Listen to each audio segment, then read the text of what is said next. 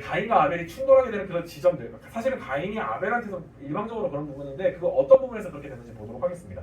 이게요 4장 3절 보면요, 세월이 지난 후에 가인은 땅의 소산으로 제물을 삼아 여호와께 드렸고 아벨은 자기도 땅의 첫 새끼와 그 기름으로 드렸더니 여호와께서 아벨과 그의 제물을 받으셨으나 가인과 그의 제물을 받지 아니하신지라 가인이 몫이 분하여 안색이 변하니 라고 되어 있어요.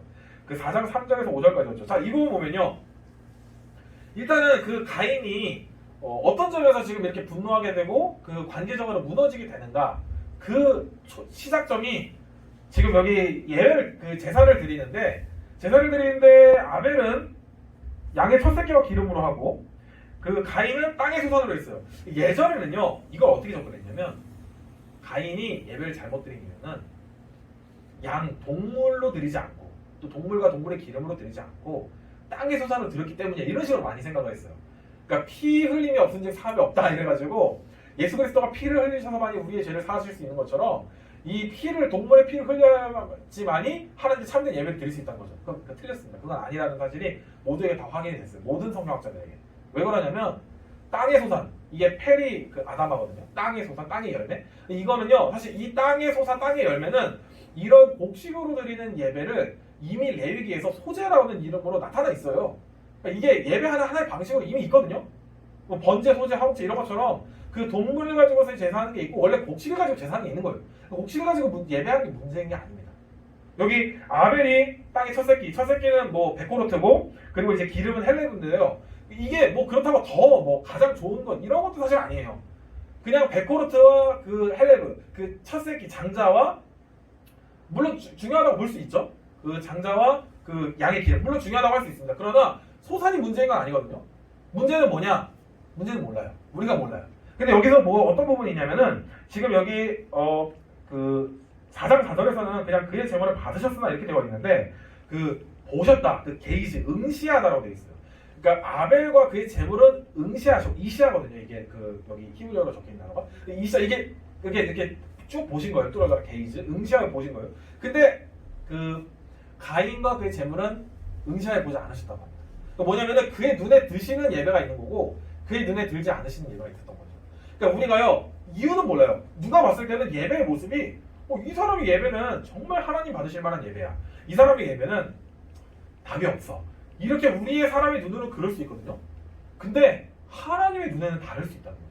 하나님의 눈에는 정말 예배를 드린, 물론 태도가 사실 어느 정도 면에서는 보여지는 것을 통해서 사실 어느 정도 보이는 것도 있긴 하겠지만, 이 본문을 통해서 우리가 확인하게 되는 게, 사람이 아무리 멋들어지게 보여도 하나님의 눈은 속일 수 없다는 거고요.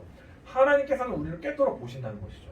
그래서 우리가 이 자리에 나온 게 하나님께서 우리를 여기로 부르신 것이고, 또 하나님께서 우리가 이 자리 가운데에서 듣기를 원하시는 말씀이 있기 때문인 것인데, 우리가 하나님께서 원하시는 그 예배의 모습을 잘 가지고 나와 있다라고 하면서 하나님을 향한 예배를 못 드릴 수 있다라고 하는 것은 사실 굉장히 두려운 말씀입니다. 그렇죠? 가인에게는 그것이, 자기는 예배 잘 드렸는데 왜 안 받으셔? 사실 여기 이 태도에는 또 어떤 태도가 있냐면요, 하나님을 인격적인 분으로 대하지 않는 거예요. 우리가 그렇잖아요. 아내가 저한테 얘기를 딱 했어요. 첫째, 애기 얘네 지금 화장실 들어가니까, 기어서 들어가니까 꺼내달라고. 근데 제가 이렇게 그냥 슉 알았어 하고서 그냥 뺀다는 거예요. 그거를 안 하는 거예요. 사실은 알았다고 했는데 제가 못 들은 거죠. 그럼 아내가 어떻게 했어요? 지금 화장실 들어가 있잖아 하면서 짜증이 나겠죠. 제가 말을 했는데 본인은 뭔가 밥을 하거나 뭘 하고 있어서. 이런 것처럼 우리가 사람과 사람과의 관계와 대화와 이런 눈과 눈을 맞추고 대화하는 것에 있어서는 그런 오해를 덜 하는데, 하나님과의 관계 속에 있어서는 이분이 우리의 영적인, 물리적인 눈으로 안 보인다는 차원에서 굉장히 무시한 겁니다. 사실은 왜 안 받아? 말했으면 받아야지, 이런 식으로 뻔뻔하게 나오는 거죠. 그리고 사실은 가인의 태도는 뭐가 있냐면요, 예배 드렸으면 받아야 될 거 아니야, 이런 태도가 있는 거예요. 그러니까 내가 했으면 받아야지, 이런 태도가 있는 거죠. 그러니까 우리가 내가 이만큼의 수고를 드렸으면 이만큼의 수고가 나와야지, 안 나오면 그리고 열받는 것이죠. 근데 이런 자세를 사실은 가인이 가지고 있었던 거예요.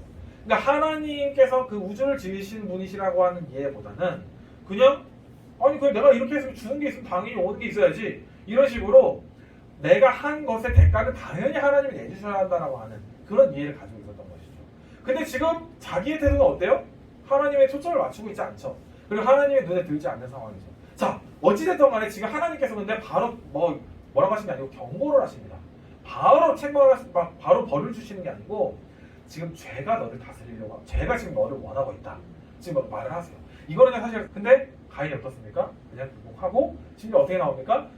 가인아 네 아우 어디 갔냐 물어보니까 내가 아우를 지키는 자입니까? 내가 그거 어떻게 알아? 이런 식으로 뻔뻔하게 나오는 것이죠. 이런 식으로 나와가지고 결국 범죄를 했어요.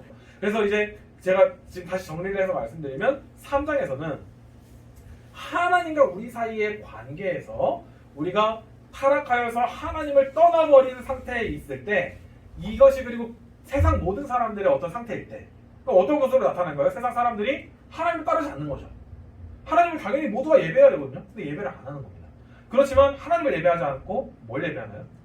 자기 나름대로의 신을 예배하는 거예요. 그러니까 하나님을 따르지 않으면요. 다 자기 나름대로의 뭔가를 따릅니다. 하다못해 자기의 생각이 신이 되기도 하죠. 내가 확신하는 거. 우리는 말씀을 기준으로 해서 이 말씀이 확실하다고 하는 그 진리를 기준으로 세상을 바라보는데 그렇지 않은 사람들은 자기가 생각하는 것을 확신의 기준으로 삼고서 세상을 바라보게 되는 것이겠죠. 그래서 우리는 결국에는 하나님을 떠나고 자기 자신의 이성이나 아니면 돈이나 아니면 어떤 명예가 자기의 신이 되어서 하나님이 아닌 다른 것들을 사실은 따라 살아가는 그러한 삶을 살아가는 타락의 모습을 세상을 살아가면서 볼 수 있어야 하는 거고요. 이거 모든 방식으로 다 나타나는 겁니다. 심지어 자녀조차도 우상으로 나타나는 거죠. 자녀한테 내가 이만큼을 했으면 너가 이 정도는 결과를 얻어야지. 그리고 제가 사실 카페에서 이렇게 작업을 하다 보면 많이 들리는 어머님들 이야기인데요. 아니 나는 말이야 얘가 공부만 하면 돼 너는 내가 다 책임질게. 근데 왜 공부를 안 하는지 모르겠어. 이런 말을 들을 때마다 항상 느끼는 생각이거든요. 자녀가 우상인 겁니다. 그 말은. 자녀한테 이만큼 했으면 이만큼의 결과를 내야 된다는 말이잖아요. 하나님한테 사실 이렇게 대하는 것도요. 하나님 우상처럼 대하는 거예요. 무슨 진이의 요술램프도 아니고 이렇게 내가 스스로 문제를 했으면 결과를 내야지. 그거는요. 내가 원하는 어떤 것을 했기 때문에 그가 나에게 어떤 정당한 대가를 줘야 한다라고 하는 자기가 만든 어떤 신의 이미지인 거죠. 하나님께서 정말 창조하시고 우주를 지으신 분이시라고 하는 인정과 그 분 앞에 나는 창조 피조물이라고 하는 것에 대한 이해가 없는 것이죠. 이렇게 우리가 세상을 바라볼 때요. 모든 사람을 대할 때 그 사람과 그리고 나 자신조차도 사람이란 나 자신이라도 그런 삶을 때로는 살아가거든요. 저가요 사람을 되게 좋아합니다. 사람을 너무 좋아해요. 그래서 이제는 여기저기 때도 묻고 또 이 너무너무 좋아만 해서는 제가 상처받을 일도 많다는 것을 이렇게 막 알게 모르게 지나면서 제 나름대로 어떤 중간을 찾아가는 제 나름대로 어떤 성숙해가는 과정 속에서 사람과의 관계 맺는 법을 배워나가고 있지만 사람을 너무 좋아하니까 사람이 제가 너무 그 사람을 좋아서 막 얘기를 해도 그 사람이 저에게 어떤 나쁜 어떤 걸 할 수도 있는 거잖아요. 근데 그걸 전 용납을 못했어요. 나는 너무너무 사랑하는데 사실은 사랑이 아니죠. 그건 진짜로 사랑했으면 그 사람이 나에 대해서 하는 것도 내가 완전히 단단해가지고 그럼에도 사랑할 수 있어야 될 텐데 저는 사람이랑 어쨌든 너무 잘 지내고 싶은 마음이 너무 앞선 거예요. 근데 내 마음이 앞서는데 상대방이 그렇게 안 하고 오히려 내 좋은 호의를 막 약간 부정적으로 말하거나 나쁘게 말하거나 뒤에서 안 좋은 식으로 얘기하면 그게 그렇게 안 좋았어요. 내 마음속에 있는 모든 종교적 하나님 앞에서의 내 모든 마음속에 있는 것들을 감찰했을 때 우리는 그렇게 떳떳한 인생이 아닐 때가 많거든요. 여기 지금 이 스토리 정말 안타까운 스토리의 마지막도요. 13절에서 15절 보면은 가인이 결국 자기의 죄라는 것이 자복이 되고 그래서 내가 이 죄를 그 땅에서 이 아담으로부터 벗어나는 것을 감당하기 어렵다고 이야기를 하니까 그리고 내가 이렇게 다니다 보면 내가 벌써 살인을 저질렀잖아요. 그러니까 내가 지금 이런 범죄자이기 때문에 그 공의를 이제 추구하는 사람들이 있는 경우에는 이 사람에게 돌에는 돌, 그러니까 눈에는 눈, 이에는 이 그리고 대가를 치러야 한다 이렇게 할까봐 겁이 나는 거예요. 그러니까 이 사람에 대해서 하나님께서 이 지금 두려워하는 이 가인에 대해서 이 가인과 주님과의 그 인격적 대면 속에서는 하나님께서 그를 지킬 수 있도록 하시는 표를 주셨다라고 말을 합니다. 그러니까요 하나님은 정말 오래 참으시는 분이신 것이죠. 그런 것들 모든 걸 다 하나님 앞에서 그 공의의 값을 치러야 한다면 감당할 수 없는 거예요. 그러니까 하나님께서 근데 공의로우시지만 그 공의로우신 분이 너무나도 선하셔서 이 죄악된 인생을 위하여서 그 죄값을 그냥 없이 하실 수는 없는 서로 선한 분이시지만 그 죄값을 어떻게든 치르게 하기 위하여서 굳이 자기 아들을 죽이시기까지 하시는 것이죠. 그게 하나님의 선하심과 그 하나님의 선하심을 너무 잘 드러내주는 게 바로 그래서 십자가인 거예요. 너무나 선하신 분이신데 너무나 공의롭고 선하신 분이 그 당신의 사랑으로 인해서 그 공의가 더 빛나는 것이죠. 내가 말하는 것들을 한번 돌아보면 저도 사실 기도를 그런 방식으로 합니다. 물론 이제 제가 어떤 기도의 그 필요를 높여서 주님께 기도하기도 하지만 저는 보통 어떤 작업을 하기 전에 10분 정도 그냥 눈을 감고 알람 10분 맞추고 그냥 이렇게 눈 감고 주님을 떠올리면서 막 힘들게 기도하지 않아요. 그러니까 작업할 때, 그러니까 이렇게 힘들게 이렇게 주님께 막 이렇게 말을 하면서 어떤 정말 나의 필요를 요청하는 기도도 하지만 제가 기도에 여러 가지 주제가 있는데 그 기도에는 여러 주제들이 있거든요. 그러니까 간구하는 기도 같은 게 우리가 일반적으로 이해하는 거고요. 그리고 이제 간구뿐만 아니라 주님을 정말 그 주님의 그 임재하심을 그 기뻐하는 그런 편안한 기도도 있어요.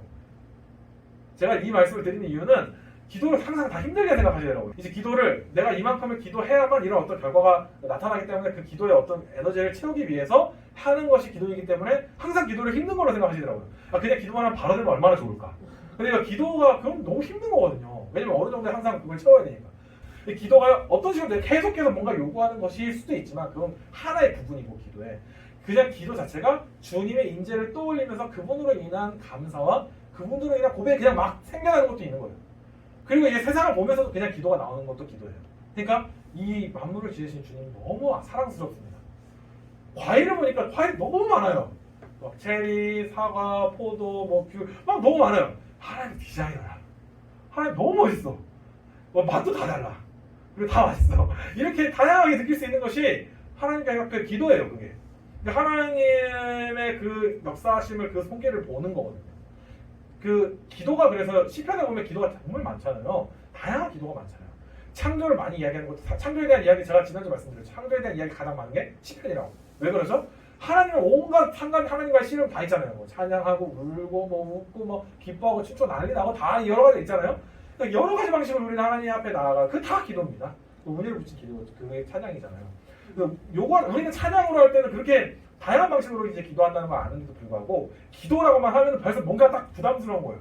뭘 기도하지? 그러는 거죠. 그러니까 한 가지 제안을 드리는 거는 아무것도 안 하고도 기도하는 시간을 한번 가져보시라. 주님의 임재만 떠올리시는 거예요. 그리고 그 주님의 임재가 나에게 충만히 임하고 오늘 나의 숨쉬는 가운데 주님의 역사하심이 있다라고 하는 거. 그런 것도 떠올리면요, 되게 마음이 많이 힐링이 돼요. 되게 많이 회복이 돼요. 그리고 제가 이제 아까 말씀드린 것처럼 그냥 10분 동안 아무것도 안 생각하고요. 그냥 주님만 앞에 계시다라고 생각하면서 제 하루를 돌아보기도 해요. 그러면서 제가 했던 말들 중에 이 말은 주님 보시기에는 어땠을 수 있겠다 이런 식으로 생각도 해보는 거죠. 그러면 발전이 있더라고요. 그렇게 하다 보니까 내가 이런 말은 나에게는 그 사실 내 밑바닥에 이런 우상이 있었던 것 같아. 주님보다도 앞세웠던 것 같아. 그렇기 때문에 다음에는 더 정말 주님이 내 가장 중심이 되시는 말을 하도록 노력해야지. 이런 식으로 우리가 방향을 잡아갈 수 있는 겁니다.